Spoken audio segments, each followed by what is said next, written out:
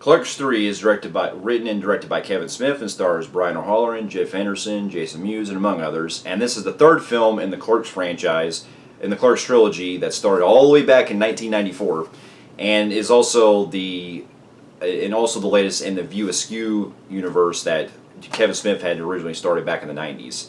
And in this story, it deals essentially with Dante and Randall working in the Quick Stop still, and one day Randall is essentially suffering from a heart attack, and after going through some stuff in the hospital, he ends up wanting to essentially retell his life and go do something with his life by making a movie about himself and all the days that he used to work with Dante when they were at the Quick Stop together.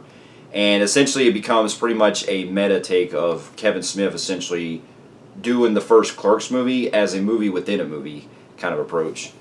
And so here's a little backstory. Now, this movie, like I said, was written and directed by Kevin Smith, and this is a film that I've been really wanting to see for a long time, especially after I heard the announcement years ago when Kevin Smith was wanting to essentially close out the Clerks movies with the third one, even though I did have a really good... I did really feel like they ended it well with the second film.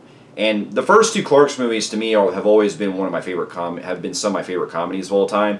The first one being a landmark and really put Kevin Smith on the spot, and I always give it a lot of credit for really putting the idea of making independent films, kind of what Tarantino did, and being able to put it in the mainstream and showcase himself as a filmmaker and also a guy, and also as a writer as well. And with the first film, it still holds up as one of my all-time favorites, and definitely still my favorite of his entire filmography.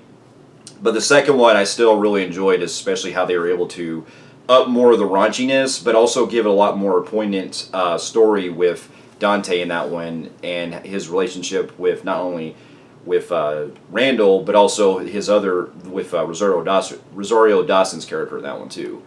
And so after Clerks 2 came out, it always just made me wonder, like, if they were... I didn't really think for a while they were going to make any more Clerks movies, especially since Kevin Smith wanted to move on to other projects and things like that.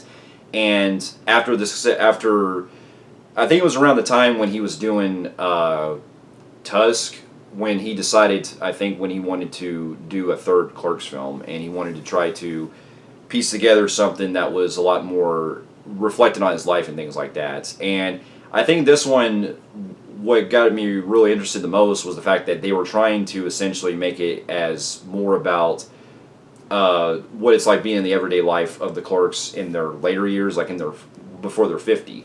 And one of the ideas that really got Kevin Smith to really do this one was the fact that it was trying to take a real life event that happened with him, where he essentially suffered a real life heart attack, and using that for his experience is what led him to bring back Jeff Anderson as Randall.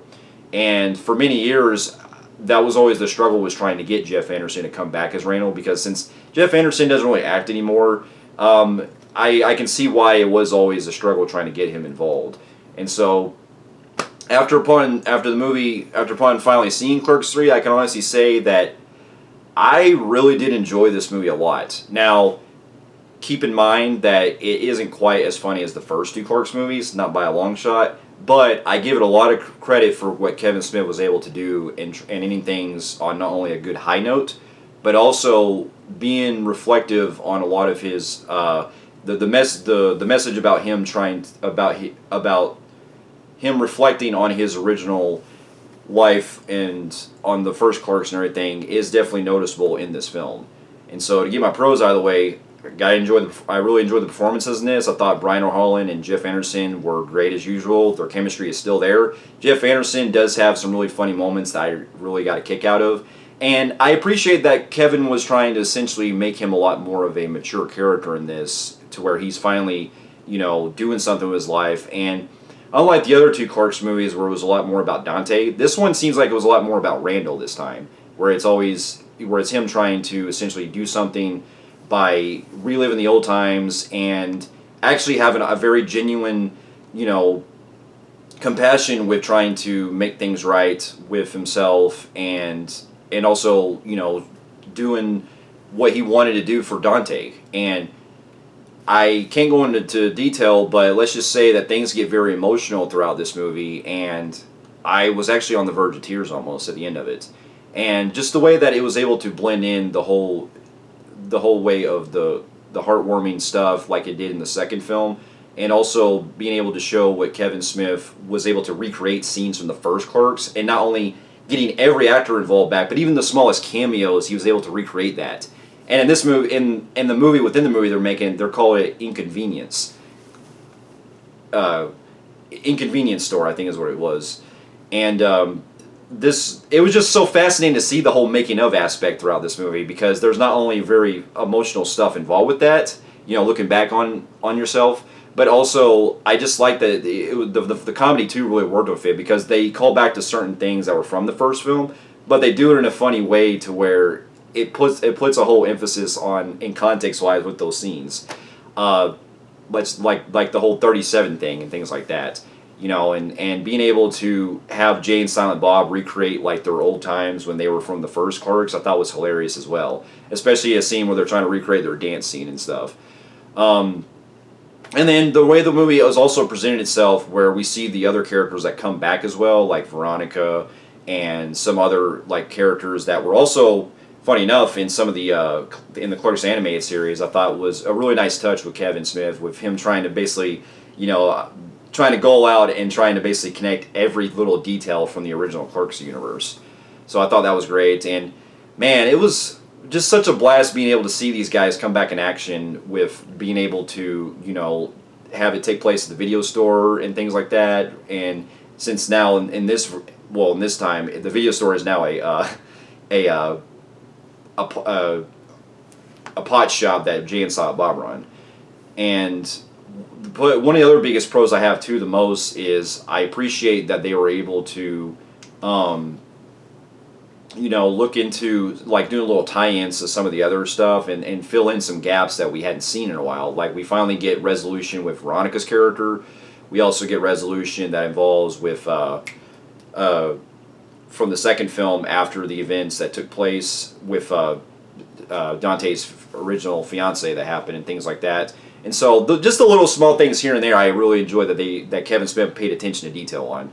And I got to really appreciate the soundtrack in this. Now, I'm not really much of a big My Chemical Romance fan, but there is a song that plays in this that I thought was very, fun to hear. And there's also a song that plays toward the end of it that, honestly, after hearing it, it really had me it almost had me crying.